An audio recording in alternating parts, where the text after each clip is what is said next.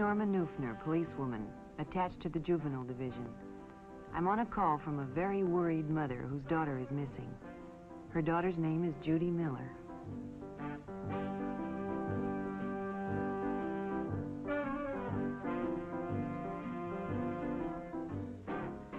Judy enjoyed babysitting, but there weren't enough jobs among the people she knew, so she decided to advertise at the supermarket for extra work.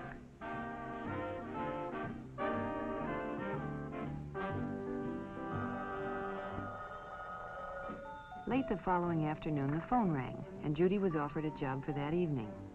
The man told her he and his wife were going out to dinner and that their regular could he pick her up in 15 minutes.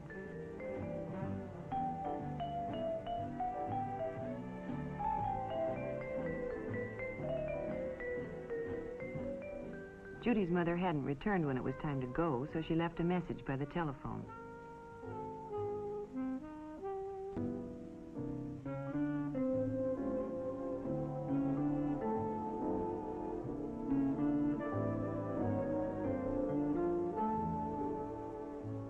When her mother came home, she found Judy's note and called the number to let Judy know she was home in case she wanted anything.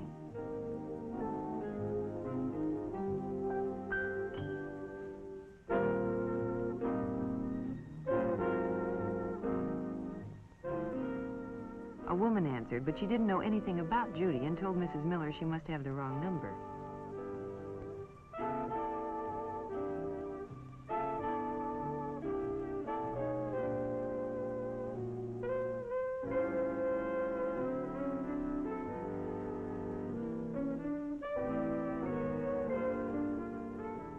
By midnight, Mrs. Miller was really worried.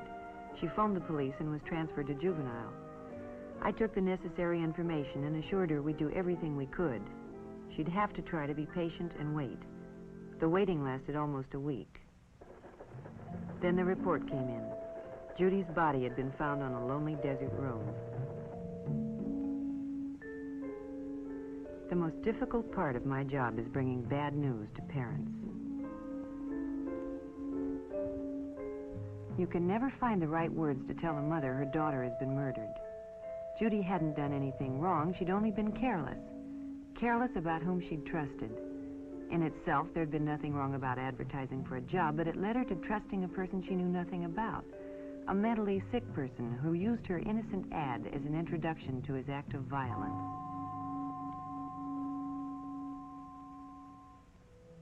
Being safe is often no more than applying good judgment in everyday life. One night while Barbara was babysitting, the doorbell rang. She didn't open the door, but called and asked who it was. A stranger said his car had broken down and could he use the phone.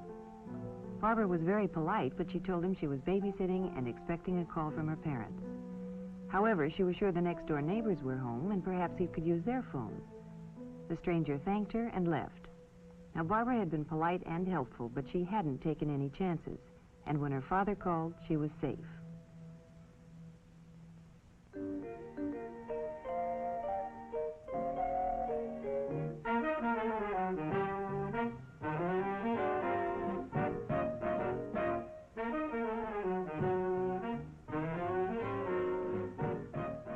Friday night was movie time for Sally and Elizabeth. Their parents alternated weeks taking them and picking them up. Friendships are easily made in a crowded theater, and when two older boys struck up a conversation and moved next to them, they were secretly pleased.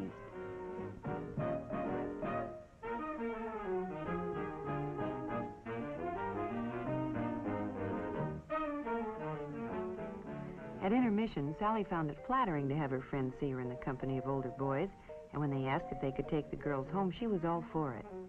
She asked Elizabeth to call her folks and tell them that they could ride with a friend's parents. Elizabeth was tempted, but decided it wouldn't be right, and Sally was disappointed.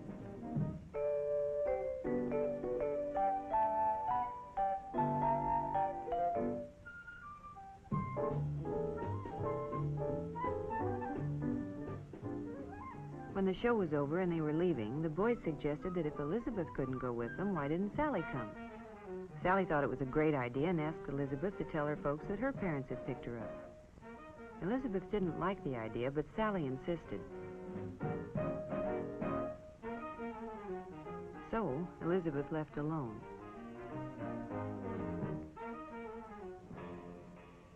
Not any of the boys she went with had a car, so it was fun riding with the older fellows.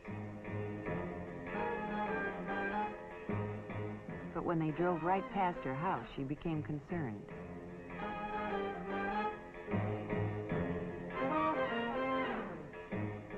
When they arrived at Lookout Peak, she was frightened. She tried to convince herself there was nothing to worry about, but when they parked off the road, she knew she had gotten herself into something she couldn't handle. At midnight, her parents became alarmed and called the Nelsons. Yes, Elizabeth was home. Hadn't they picked up Sally? No, over an hour ago. Well, of course she could talk to Elizabeth. Between guilty tears, Elizabeth told what had happened. Sally had been found, dazedly walking down the road from Lookout Peak. It was a night they'll long remember. In fact, Sally may never be able to forget it. Often seemingly innocent places can turn out to be just where wrong associations are made. Mary met Robert at just such a place. Robert frequented the malt shop in his spare time, which was considerable, as he'd finished high school and didn't work. Here he sought out the company of younger teenagers because he wasn't accepted by those of his own age group. Mary and her girlfriend could always be found at the malt shop after school.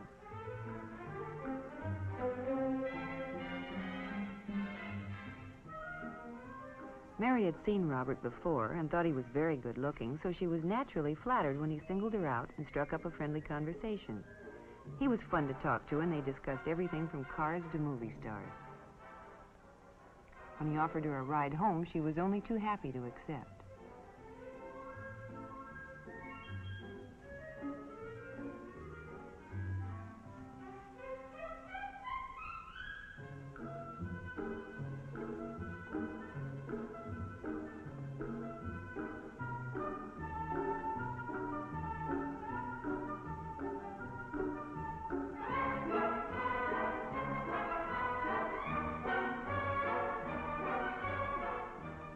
They drove around for a while and talked.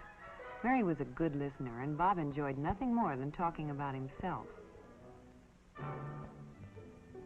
Mary knew her mother would be upset if she came home with an older boy, so Bob dropped her at the corner.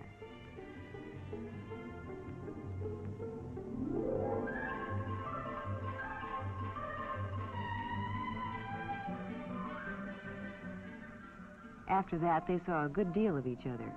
At first, Bob was willing to see her at the malt shop, but as time went on, he became jealous of her friends and insisted on their spending more time alone.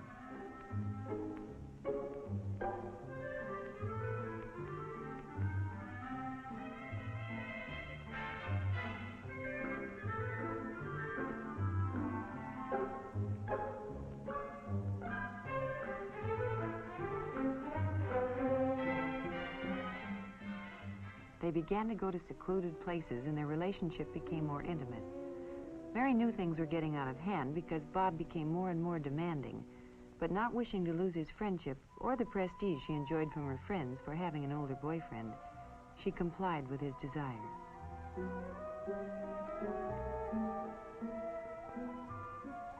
Then Mary found she was in trouble and had to tell her parents. But now it was too late for advice, and Mary had to be taken out of school and placed under the guidance of juvenile authorities. Unfortunately, Mary's story is not an unusual one.